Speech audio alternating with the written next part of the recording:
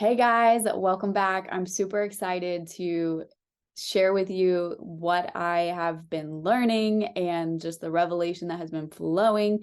So today we're going to do things a little bit differently. We're going to actually do a review and an expansion of a brilliant video that I have listened to probably hundreds of times. So anyway, I'm super excited to share it with you, and let's get started. If you don't understand how the process is working behind the veil, a lot of the times you can get lost in the process. We are multidimensional beings, and even in our thought processes are multidimensional. Scientists studying the quantum mind or quantum consciousness, which I believe is the Christ consciousness, which is from the flow of the memra, which is literally the sound of the creator's voice. In the beginning was the word, and the word was God, and the word was with God. So the sound came from the essence of the creator, which is called in the Hebrew the memra. I don't know if that's the Hebrew word, but what I mean is in the ancient Jewish understanding, it was the memra, and they were calling it like the creative flow, which I believe is kind of like what people refer to now as the universe. But see, the universe is the creation. The universe is the program that was written by the creator. So the memra is the sound release that release, just like how DNA, do you know that your breath can release DNA onto something?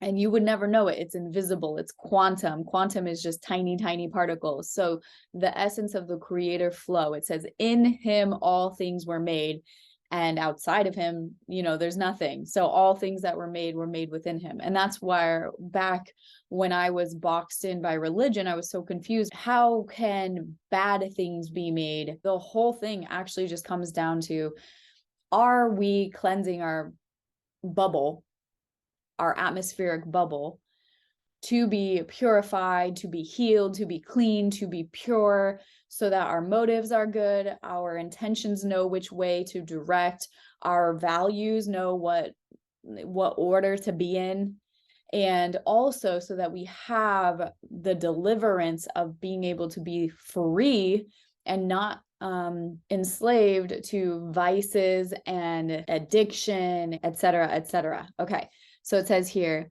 quantum consciousness has come up with a hypothesis proposing that classical mechanics cannot explain consciousness.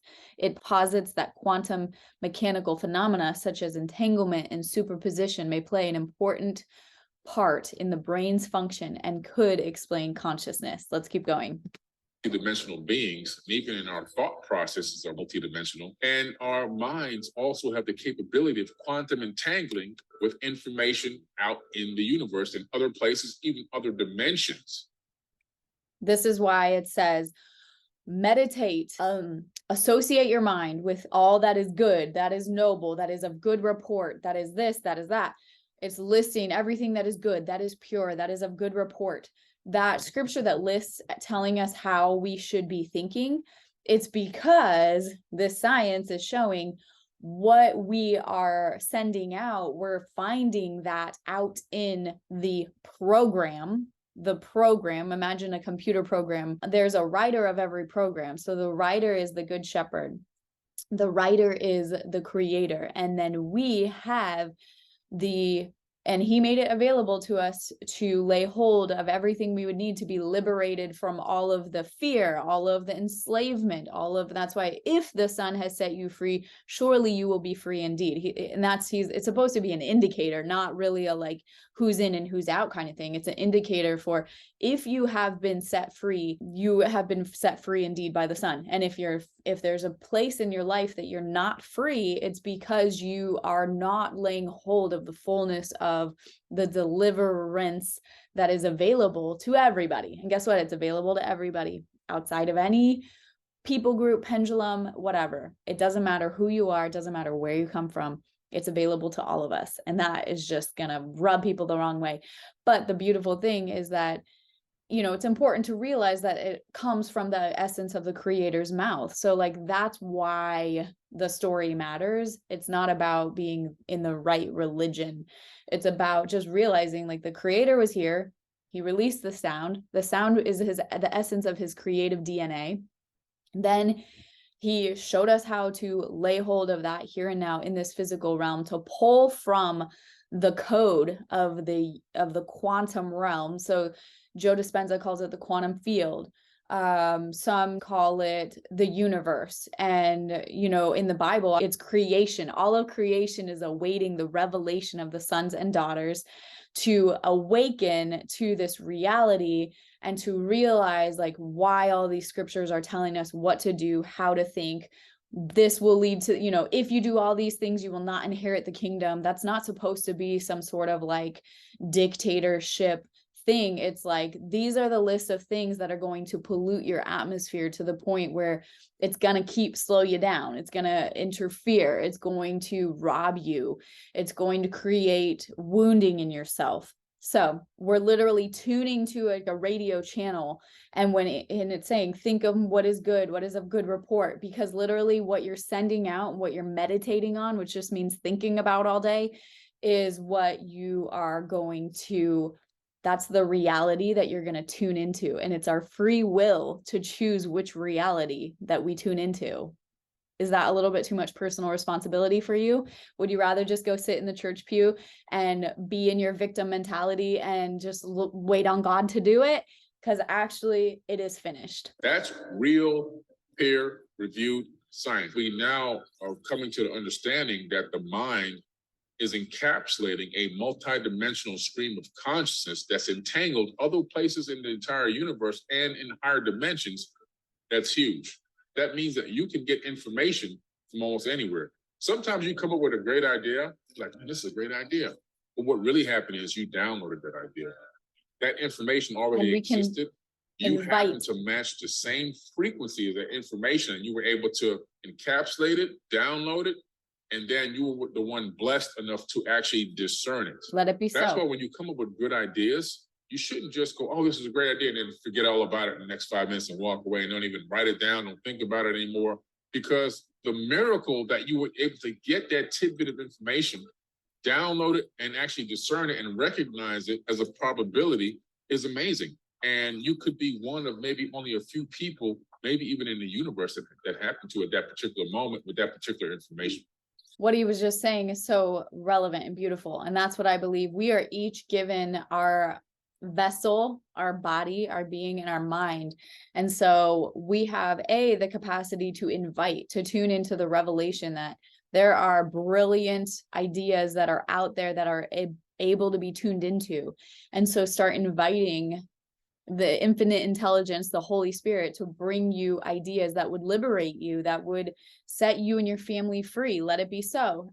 Let's read this real quick. Quantum physics offers a probable explanation for the feasibility of this law.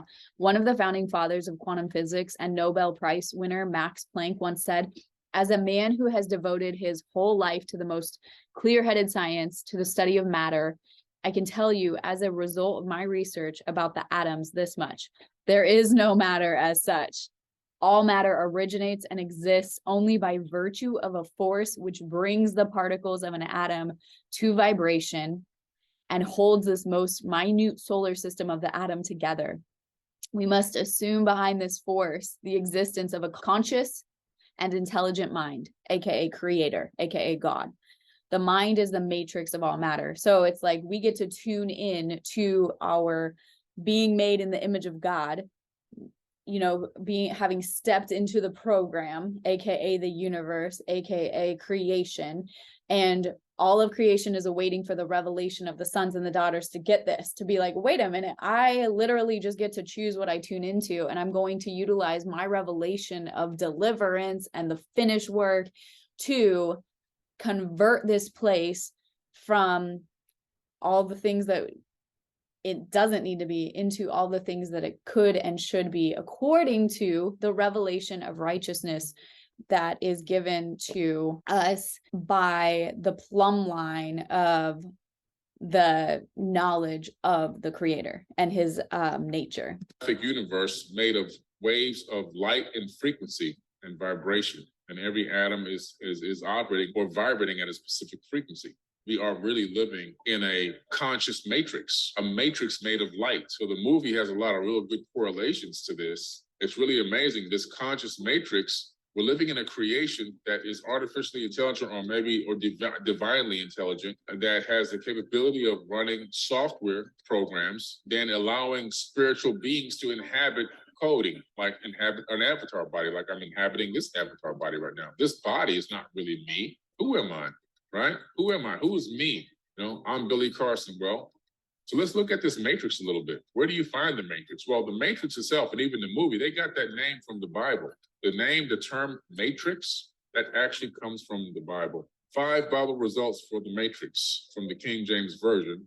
Exodus 13:12, thou shalt set apart unto the Lord all that openeth the matrix, and every firstling that cometh of a beast which thou hast, the male shall be the Lord's. And Exodus 13:15, and it come to pass that the Pharaoh would hardly let us go, that the Lord slew the firstborn in the land of Egypt, both the firstborn of man and the firstborn of the beast. Therefore I sacrifice the Lord all that openeth the matrix, being males, with the firstborn of all my children I redeem.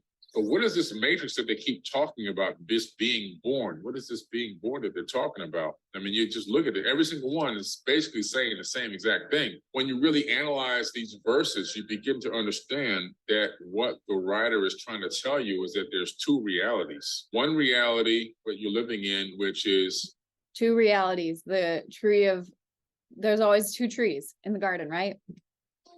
Artificial. In other words, it's this programming code, it's this coded reality. And then to get to the true reality, you have to be born. You have to be born. In other words, you have to come out of the womb. You have to awaken.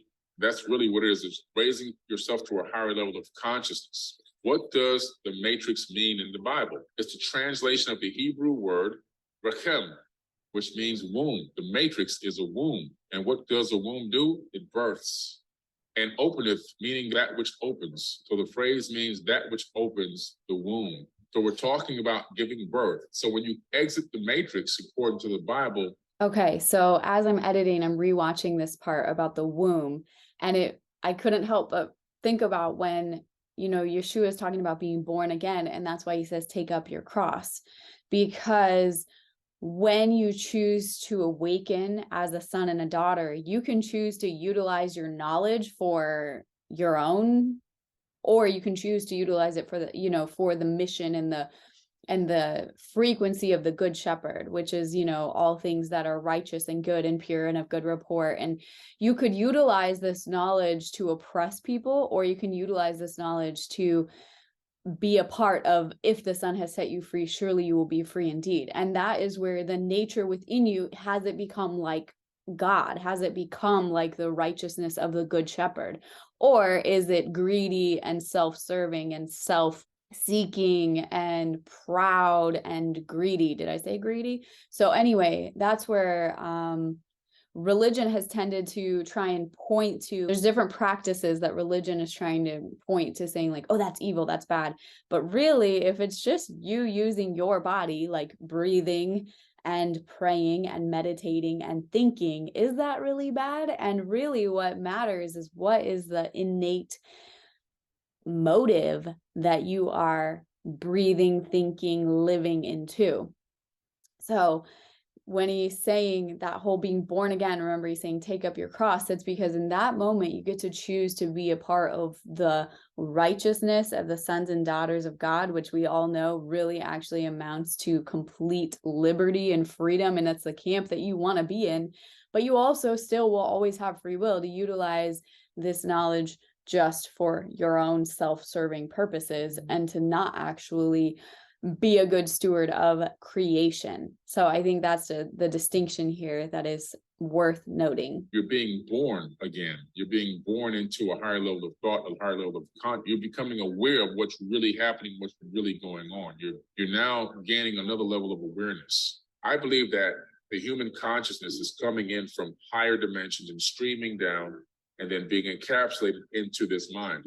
Once you actually understand it, you realize that you're just a digit. You being in this body is like being a digit on a radio channel, right? A radio station. So in other words, if I own a radio station and I'm broadcasting out radio signals, and people are picking up these signals, 99.1, 99.2, 99.3, and so forth and so on, I could be 99.1. That's the frequency that I've encapsulated from the universal consciousness. You're 99.2, that person 99.3. And so our avatars are tuned to these specific frequencies. We're picking up these frequencies, we're animating these bodies, and we're operating. Now, the thing about these bodies is these avatars, they come with programming code built in. They come with RNA, they come with DNA. Multiple things right there. A, they come with RNA and they come with DNA. Is there anybody that's been trying to change our mRNA and therefore that impacts our DNA? Is there anything that has happened recently where they tried to say, don't worry, it's just changing, it's just mRNA? And I had somebody that I know say, I'm a science major and I understand the difference between RNA and DNA. And therefore, for her, this was not an alarming thing. If our codes are literally impacted, if our frequency is impacted by the program of our RNA and our DNA, we should be very aware and conscious of who is messing with our RNA and DNA and what we are putting into our body that can be impacting that. The good news, I'm not here to fearmonger at all. I believe everything is at such a quantum level that we can literally overcome anything with the awareness of the deliverance of the spirit of the creator. Okay. So I'm not here to fearmonger, but I will say it's just like anything in life. Like you eat a crap ton of garbage food, you feel like crap, it slows you down, it damages your cells, it ruins your body, and it fogs your brain. So like now you have to work against that.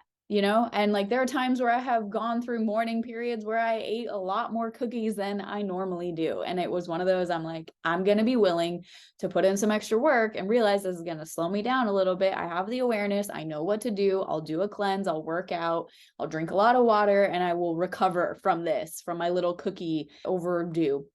But what I'm saying is we need to be aware of this on every level, on an ongoing basis in our life.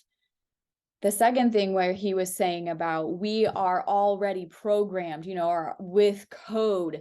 This one, I want to shout back to Leviticus and the Old Testament books of the law when it was talking about generational curses.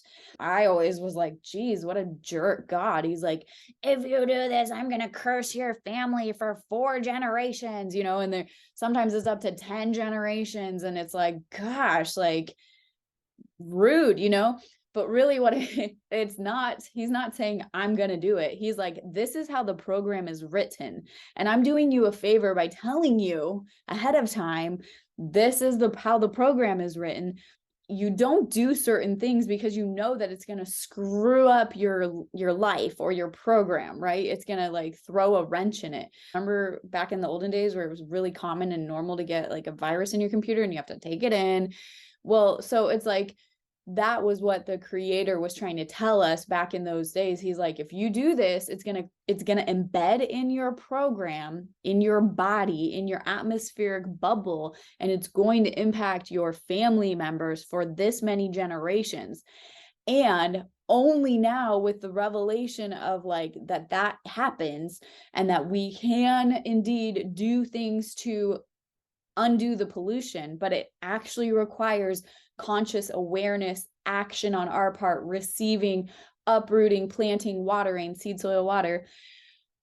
We must be a part of the process and we must have the revelation of those things. So let's keep going. We know this for a fact through just simple science, that our bodies store 15 to 20 generations of epigenetic memories. We come in here hard-coded with memories and information from ancestors in our body that's very hard to escape. Another thing that's interesting about our reality. Real quick, that too. So some of us, listen, this is like just the unfairness of life. We are all here and we didn't come clean. By the way, this is that whole, have you heard that topic about our children born with sin or not, and we all look at our perfect brand new little baby and we're like, this little baby is innocent. Like, how could you tell me that this baby was born with sin? This is why it's not born with its own sin. It's born with my sin and my mom's sin and my dad's sin and my grandparents' sin. And sin is simply pollution. It's not supposed to be this like And guess what? The other thing is a lot of sins aren't even how religion has labeled them. There are certain things that pollute your atmosphere, and there's certain things that cleanse it or keep it pure and healed. And so that is where we are born into sin, because we are literally carrying the garbage from our generational lineage that has yet to be cleaned, and because probably they just didn't know how to, or they were living in such survival, they didn't have the time and the energy and the knowledge and the whatever, the freedom to be able to learn and educate themselves on this stuff. And there are revelations for times. What I mean by this is, like, remember Daniel was given revelation that was like ahead of his time. And what's his name? Noah found grace. Noah found grace when he was in a dispensation that was he was not in the age of grace yet. And yet Noah found grace in the eyes. So he spent time with the Creator, that he found grace in a time, in an age that wasn't even grace age yet. So it is a reality that there are things, there are like revelation that were for an appointed time. And that's why we always forgive, especially those who came before us, because it's like, we all want to be better, right? Don't we all want to be good? Like, don't we all wish we knew, and especially once you learn things later in life, it's like, wow, if only I knew this then, that would have been really helpful. Okay. So, the scary and sad yet important truth is that we are born with a bucket of crap that wasn't because we're bad. It wasn't because of anything we did. It's just simply like, we were born with this crap. And that part of it isn't fair. But what equalizes the playing field for everybody is that the spirit of truth, which is the essence flow of purification, the Creator's memra flow, is accessible to all of us. And it is up to each of us individually to pursue that with the fullness of our heart, mind, and body and soul, to receive fully. And that's where, it says those who seek him with all of their heart will indeed find him. Those of us who are seekers and willing to give up everything and anything, you're willing to give up that drug, you're willing to give up the sex, you're willing to give up your vice, whatever it is, the food, the people pleasing, the hand claps of man. Are you willing to take up your cross and get over the thing that has always been that one thing that got you through and got you by, in order to be liberated fully for not only yourself, but for your children, for the fullness of abundant life? So let's keep going. Is in this third dimension. What we're considering to be solid matter is not really solid matter at all. So we're living in this illusory state of being in the third dimension, where solid matter really only is solid based off of the illusions from a hologram projected from our own mind. Let me explain further. In physics, they found out that everything that exists in the third dimension exists as a wave. Third dimension, 3D, physical realm. Waves of what? Waves of light. We can't. Waves of what? Waves of light. What is also waves? In the beginning, he spoke things into being, and he said, let there be light. So everything breaks down to a single particle. The multiple particles of his sound is what created everything. Light, sound, these particles, when they come together, create matter. See them because we only see a small percent of the light spectrum, but they are waves of light. And I mean, everything exists as waves. All particles, atoms, everything, quarks, leptons, they all exist as waves of light. What happens is, when a conscious observer or consciousness interacts with those waves, they collapse those waves into solid matter. This right here, what you're looking at, is the first photograph of a particle Look at this beautiful, it's like a rainbow. The first ever photograph of light as both a particle and a wave.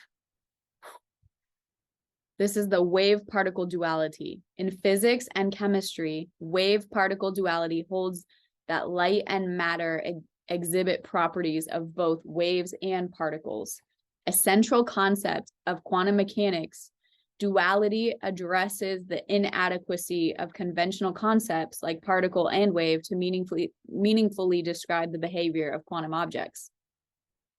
The idea of duality is rooted in a debate over the nature of light and matter, dating back all the way to the 1600s, when competing theories of light were proposed by Christian Huygens and Isaac Newton. Through the work of Albert Einstein, Louis de Broglie, my apologies if I don't know how to say these names, and many others, it is now established that all objects have both wave and particle nature, though this phenomenon is only detectable on small scales, such as with atoms, and that a suitable interpretation of quantum mechanics provides the overarching theory resolving this ostensible paradox, the both and nature of the wave and the particle. Is in the middle stages of converting from a wave into a particle. This is something in quantum physics we call wave-particle duality. So in physics and chemistry, wave-particle duality holds that light and matter exhibit properties of both waves and particles. A central concept of quantum mechanics, duality, addresses the inadequacy of conventional concepts like particle and wave to meaningfully describe the behavior of quantum objects. The idea of duality is rooted in a debate over the nature of light and matter dating back to the 1600s. So we've known about this for a very, very long time. Isaac Newton and Christian Huygens would debate about this back in the day. But now finally today we've got proof, we have validation that nothing is really here except consciousness. What an amazing time to be alive. Here. And what's interesting is, for example, even the fact that I can pick up this jar, right? I'm holding this jar in my hand. I don't know if you can see me or not. I'm holding a jar. But the only thing that stops my hand from passing through that jar, because we know that atoms are mostly empty space, I'm not actually touching the jar. What's happening is the atoms in the electromagnetic frequency around the atoms in my fingers are repelling the electromagnetism in the atoms in this jar. And so what's happening is, I think I'm actually holding this jar, but I'm not holding. This is a result of magnetic field repulsion. Now, if I were to phase shift the atomic frequency of the vibration of the atoms in my hand, I can pass them right through this jar and the liquid in the jar, but no problem. My hand wouldn't even be wet. I'd pass it right through if I can match that subatomic frequency, right? So that's how Yeshua walked on water. He matched the subatomic frequency of the water, and therefore he didn't get wet. He found out how to stand on top of it. Okay, this video is amazing. It's already getting long. We're going to pick up next time with more. Be blessed, be well, be free.